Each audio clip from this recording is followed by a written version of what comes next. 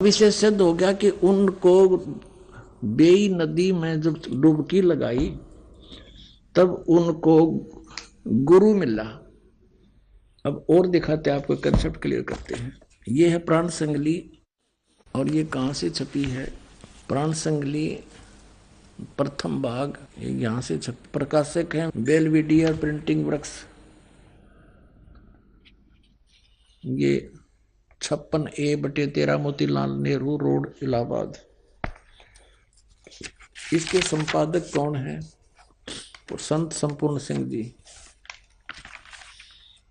ये देखिएगा, गुरुमुख जनों का सेवा विलासी सटीपन उल्थाकार संपूर्ण सिंह तरनतारन पंजाब से। और इसके देखो 15वें पृष्ठ पे नानक साहिब का जीवन चरित्र, जीवन चरित्र है ये 15 पृष्ठ पे देखिएगा नीचे। संवत 1554 में गुरुजी एक दिन नियमानुसार पहर रात रहे सेवक के साथ बेई नदी पर स्नान करने को गए, तो वहां एक साधु से भेंट हुई जिसने चेताया कि बाबा नानक जी, तुम किस काम के लिए इस संसार में भेजे गए हो? तुम्हारे लिए सच्चे दरबार से क्या आज्ञा है और क्या कर रहे हो? इस पर गुरुजी उस साधु के साथ बेई नदी में घुसकर और 3 दिन तक गुप्त रहे।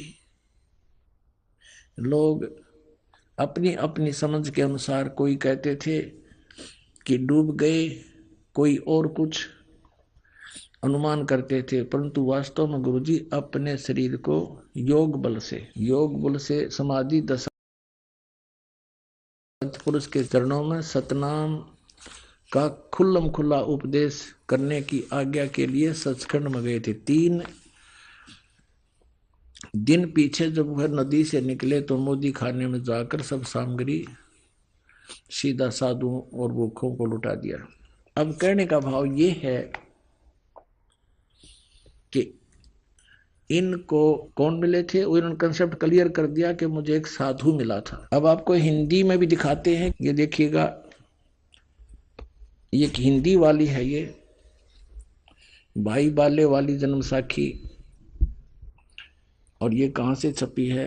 भाई चतर सिंह जीवन सिंह अमृतसर तक। भाई बाले वाली श्री नानक जी की जन्म साखी, ये यहाँ से छपी अमृतसर से। ये इधर भी देखेंगे, ये भाई चतर सिंह जीवन सिंह बाजार माई सेवा अमृतसर, यहाँ से। यहाँ पृष्ठ नंबर 197 पे काजी नानक आखे रुकन दीन सच्चा सुनो जवाब, चारों कूट सलाम कर ता तू ही होए सवाब। अब 198 पे कहते हैं, खालक आदम सिरजिया आलम बड़ा कबीर, और कायम दायम कुदरती सिर पीरां दे पीर। अब देखो यहाँ आलम बड़ा कबीर और सब पीरां दे पीर, सिर पीरां दे पीर, इसका अर्थ इसी दासा हो गया। अगर यहाँ कबीर का अर्थ कोई बड़ा करता है गुरु ग्रंथ साहिब में 721 पृष्ठ वाले को, तो उसको यहाँ भी देखना चाहिएगा। नानक साहिब जी ने ये कंसेप्ट क्लियर कर दिया। वड्डा अलग लिखा है, कबीर अलग लिखा है। जिस खालक यानी परमात्मा ने आदम जी की रचना की, आदम जी को उत्पन्न किया, वह आलम माने परमात्मा, बड़ा यानी सबसे सुप्रीम, सबसे सर्वशक्तिमान, वो कबीर परमात्मा है जिसने आदम की भी रचना की। और कायम दायम कुदरती, और वही गुरु रूप में सिर पीरों के पीर, वही गुरु रूप में यहां आता है।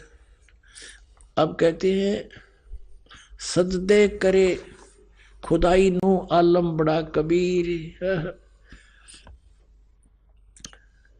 निवदा चारों कोट को जानन पीर फकीर। चारों कोट में घूमता है वो परमात्मा, और वो आलम बड़ा, ये सजदे है, सजदे करे खुदाई नो आलम बड़ा कबीर।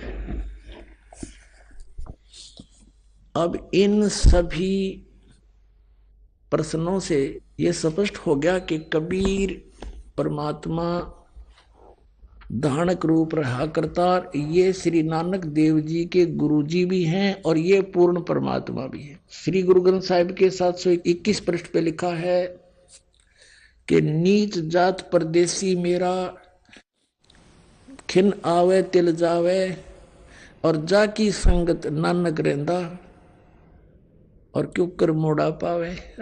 जैसे आप जी ने ऋग्वेद मंडल नंबर 9 सूक्त नंबर 86 मंत्र 26 और 27, ऋग्वेद मंडल नंबर 9 सूक्त नंबर 82 मंत्र 1 और 2 में, ऋग्वेद मंडल नंबर 9 सूक्त 94 के मंत्र 1 में आपने देखा कि वो सदग्रंथ क्या बता रहे हैं कि वो परमात्मा ऊपर रहता सचखंड में, वहां से एक बिजली जैसी बहुत तीव्रगामी बहुत तेज चलने वाले पदार्थ के समान यहां आता है, अच्छी आत्माओं को मिलता है, उनको सत उपदेश दृढ़ाता है, उनको सच्चा ज्ञान देता। अब ये भी नानक साहिब जी ने कंसेप्ट क्लियर कर दिया कि जब ये सचखंड में गए, उस सतलोक में प्रकाश है बहुत, वो स्वयं प्रकाशित है, और वहां उस प्रकाश के अंदर एक निरंकार भगवान बैठा है। देखिएगा, यह है सचखंड की साखी 309 पृष्ठ पे। यहां क्या लिखा है कि फिर गुरुजी उस स्थान पर पहुंचे जहां महान प्रकाश है और प्रकाश रूपी सिंहासन पर निरंकार स्वयं विराजे हैं। अब देखो, उसमें प्रकाश है और प्रकाश रूप सिंहासन पर निरंकार स्वयं विराजे हैं, यानी वो लोक भी प्रकाश में है और परमात्मा भी प्रकाश में है और सिंहासन पर विराजमान है। और देवी देवता अवतार अपने अपने हाथ बांधे हुए आज्ञा की प्रतीक्षा में खड़े हैं। वह प्रकाश लाखों चंद्रमाओं के प्रकाशों से परम सुखदायक शीतल प्रकाश है। तब गुरु जी ने वहां स्तुति की। विष्णु जी की उपस्थिति में वह स्थान परम रम्य हो रहा था। तब भगवान ने प्रेम से कहा, आओ नानक देव, तुम तो सदैव मुझ में मिले हुए हो, तुम में और मुझ में कोई अंतर नहीं है। तुमको सतनाम के उपदेशार्थ संसार में भेजा है। तब गुरु जी ने कहा कि हे सर्वज्ञ, जहाँ आपकी आज्ञा थी वहाँ सतनाम का प्रकाश मैंने किया है, और जहाँ जो आज्ञा होगी वहाँ मैं पूर्ण करूँगा। यह कहकर गुरु जी ने शब्द कहा।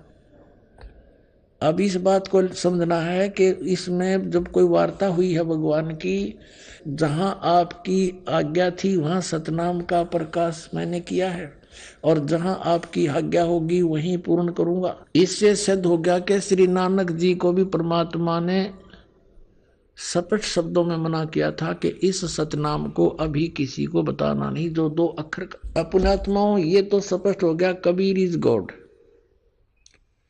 सदग्रंथों ने प्रमाणित कर दिया, आंखों देखा इन महापुरुषों ने कर दिया।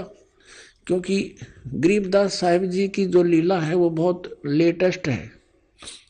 उन्होंने जो वाणी लिखी है वह संपूर्ण हमारे पास उपलब्ध है। और कबीर सागर में परमात्मा ने स्पष्ट किया है कि संवत 1775 होई, तादन प्रेम प्रगट जग सोई, और बार में पंथ प्रगट हो मेरी वाणी।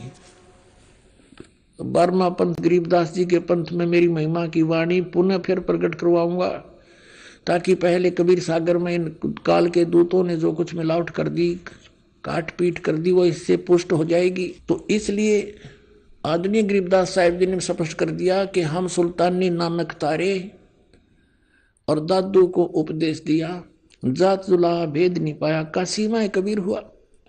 और ये भी स्पष्ट कर दिया नानक साहिब जी ने कि भाई सूरत मुल्क की वेश ए ठगवाड़ा ठगी देश, खरा सियाणा बहुता बारी धानक रूप रहा करता। और फिर ये भी बता दिया कि मुझे परमात्मा ने एक इतना बड़ा गुरु मिला है जिसने सब ज्ञान मुझे दिया, और परमात्मा के तुल्य है वो, उसमें और भगवान में कोई अंतर नहीं है। और फिर ये भी स्पष्ट हो गया कि वो जिंदा बाबा के रूप में मुझे मिला था, 3 दिन उसी के साथ रहा था। अब उसने कौन सा सतनाम दिया था? वो 2 अक्षर का कौन सा मंत्र है? नानक साहब ने कहा कि जे तू पढ़ा बिंदो अक्षर बिंदो नावा। पंडित को कहते हैं, हे पंडित, यदि तू इन 2 अक्षर, इन 2 नाम के बगैर कोई जाप करता है, ते चारों वेद गीता को घोटे बैठा है, कुछ भी तुझे लाभ होने वाला नहीं है। तो कबीर परमेश्वर ने भी कहा है कि कबीर 2 अक्षर 2 भाग होगा खसम तलेगा राख। ये 2 मंत्र जाप करण के हैं। और कुछ अनाड़ी कहते हैं ये जाप करण के नहीं, ये तो साधना करण के। साधना क्या की होगी बताओ? नाम के जाप की साधना होती है और कोई हठ योग करना होता है इसमें। अब आपको दिखाते हैं वो कौन सा मंत्र है 2 अक्षर का। ये देखिएगा, ये वही है पंजाबी भाषा वाली, पंजाबी लैंग्वेज में साखी। इसके हम समुद्र की साखी पर आते हैं 547 पृष्ठ पे। यह है समुद्र की साखी, पृष्ठ नंबर 547 पर। बाला संधु वाच। बालाजी कहते हैं गुरु अंगद देव जी, जो नानक साहब जी के तुरंत बाद गद्दी पर विराजमान हुए, दूसरे गुरु जी बोले जाते हैं। ताते हैं गुरु अंगद जी, जद गुरु नानक देव जी अजीते पासों विद्या हुए, ता मर्दान ने किहा सच्चे पातशाह जी असी समंदर ता देखिया, पर लंका ना देखी जिथे रामचंद्र जी चढ़ाई कीती है। ता गुरु नानक जी किहा चलो भाई बाला ते मर्दाना, तुहानू रंज नहीं करना, आखी मीटो, आंखें बंद करो। जा आखी मीट के खोलिया ता समंदर दे कंडे यानी किनारे जा खड़े हुए, ते आखन लगे बाला ते मर्दाना मेरे पीछे पीछे चले आओ। मुखों वाहिगुरु वाहिगुरु कहिंदे आओ, ते आगे आगे गुरु जी तुर पे, जैसे धरती ऊपर तुरदे सन, उसी तरह समंदर ऊपर तुर पे जा चले। जावण ते पीछे बाला ते मर्दाना जावण, ता मर्दाने विचार कीती कि गुरु नानक देव जी ओम सोहम जप दे जांदे हन, ते मर्दाना भी ओम सोहम लगा जपण, ते लगा गोते खावण। ता गुरु नानक देव जी देखण, ता मर्दाना गोते खांदा है। ता गुरु नानक देव जी कहा मर्दाना गुरु जी करनी वल नहीं देखना, गुरुदेव वचना पर चलना चाहिए। तू मर्दाना ओए आंख जो असा आखिया है, ता मर्दाना फिर लगा वाहिगुरु वाहिगुरु कहने, ता फिर जल ऊपर वैसे ही तुरन लगा। अपने आत्मा आपको दिन में भी बताया था कि परमात्मा ने सभी महापुरुषों से इनसे कह दिया था कि अभी ये सतनाम सार्वजनिक मत करना। यदि तुमने अभी इसको सार्वजनिक कर दिया तो पिछली पीढ़ी वाले हंस पार नहीं हो पाओगे। जो ये पीढ़ी, इसके लिए सारा कुछ खेल हो रहा था। तुम इसका जाप करते रहना, लेकिन इस पिछली पीढ़ी तक इसको किसी को सार्वजनिक नहीं करना। अब इन महापुरुषों के लिए आदेश था किसी को बताना नहीं। ये भी कंपलसरी था कि इन्होंने ये एफिडेविट बनाना था कि हम ये जाप किया करते थे, इससे हमारा मोक्ष हुआ। अब जैसे आदरणीय गरीबदास साहिब जी कहते हैं, झांकी वे कबीर की नानक की तीवा, और वह सिखा का गल पड़ी कौन छुटावे था। अब नानक साहब ने इस उद्देश्य से कहा था कि ये नाम तो मैं बताऊं नहीं, और वाहिगुरु वाहिगुरु का जाप दे दिया। वाहिगुरु वो किसको कहते थे? कबीर परमेश्वर को, सतपुरुष को, कि तुम वाहिगुरु वाहिगुरु करते रहो। और साथ में प्रथम 5 नाम भी दिया करते थे, और उसके साथ साथ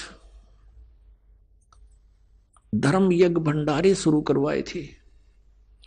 नानक साहिब जी के पास जब कोई संगत आती थी, ये स्वयं ही सबको भंडारा कराते थे, अपने खेतों में काम करते थे। लास्ट के 16 वर्ष ये अपने घर पर रहे, खेतों में कार्य जैसा कर सकते थे वो करते थे, भक्ति भी करते थे, आने वाले को उपदेश भी देते थे। तो ये इन्होंने इसलिए गुप्त रखा कि ये बताना नहीं किसी को, नहीं तो काल के दूत जैसे राधा स्वामी पंथ, ये धन धन सतगुरु पंथ, सच्चा सौदा सिरसा जगमाल वाली, जय गुरुदेव पंथ मथुरा वाला, आगरा वाला, ब्यास वाला राधा स्वामी, ठाकुर जी वाला राधा स्वामी, ये सब नकली पंथ हैं। इनके पास ये 2 अक्षर का मंत्र नहीं है, आदि नाम इनके पास नहीं। जैसे घट रामायण के अंदर तुलसी साहिब जी ने लिखा, हाथरस वाले ने, कि 500 नाम काल के जानो, जब दानी मन शंका आनो। 500 नाम काल जीव भाख्या, छठवा नाम गुप्त कर रख्या। फिर बताया कि सतनाम ले सतलोक सिधाऊं, आदि नाम ले काल गिराऊं। अब सतनाम तो ये 2 अक्षर का, सतनाम ये 2 अक्षर का, जो अभी आपको नानक साहब जी के और मर्दाना और बाला की वार्ता में आपको बताया, ये है सतनाम 2 अक्षर का। और इसके आसपास भी नहीं है ये सचखंड के गीत गाने वाले राधा स्वामी वाले पंथी।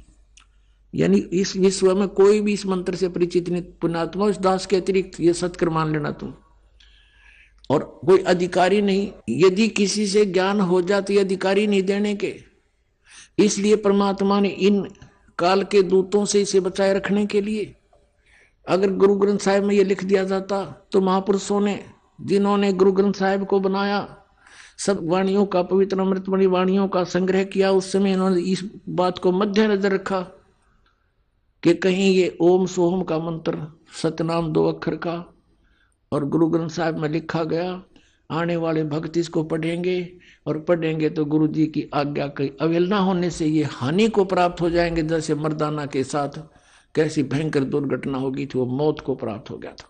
तो इस मद्देनजर से उन्होंने जहां पर भी गुरु ग्रंथ साहिब के अंदर नानक साहिब जी की वाणी में ये मंत्र था, निकाल दी, वह वाणी नहीं रखी ग्रंथ साहिब में।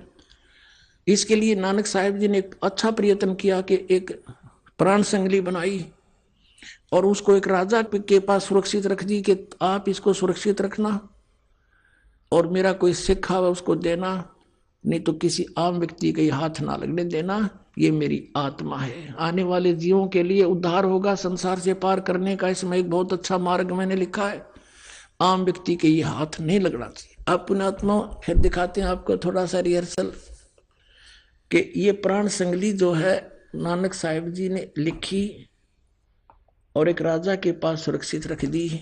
मर्दाना डूब गया होता इस मंत्र का जाप करने से।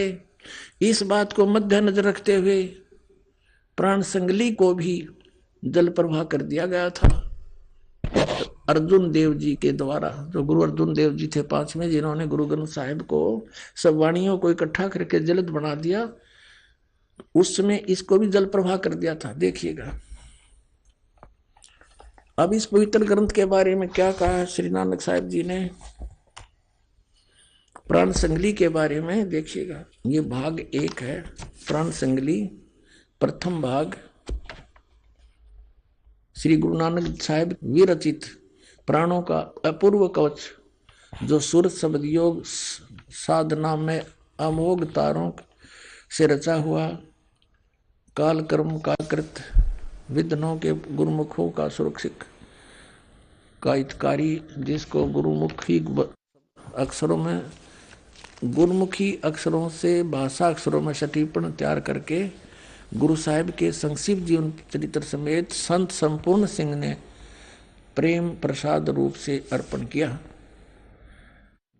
जिसके मालिक वेलविडियर प्रेस इलाहाबाद ने अपने खर्चे से अपने यंत्रालयों में प्रकाशित किया। ये यहाँ से छपी, इसके देखना आवश्यक सूचना में गुरु नानक साहिब ने यह अपूर्व ग्रंथ प्राण संगली किस अवसर पर सिंगल द्वीप में वहां के परम भक्त राजा शिवनाभ जी को उपदेश करके बख्श दिया, और फिर उनकी 5वीं गद्दी के अधिकारी यानी गुरु अर्जुन देव जी ने, नानक साहिब जी की 5वीं गद्दी के अधिकारी गुरु अर्जुन देव जी ने उसे कैसे सिंगला द्वीप से मंगवाया तथा किस कारण से उसे गुरु ग्रंथ साहिब के संग्रह से अलग रखा, इसका वर्णन गुरु नानक साहिब के जीवन चरित्र मैं दूसरी यात्रा के आखिर के हिस्से में और टिप्पणकार के निवेदन में लिखा है, गुरु नानक साहिब ने इस अनमोल ग्रंथ का नाम प्राण संगली क्यों रखा? ये तो पक्के तौर पर वही कह सकता है जिसकी गति उनकी सी हो। कहते इसका नाम प्राण संगली क्यों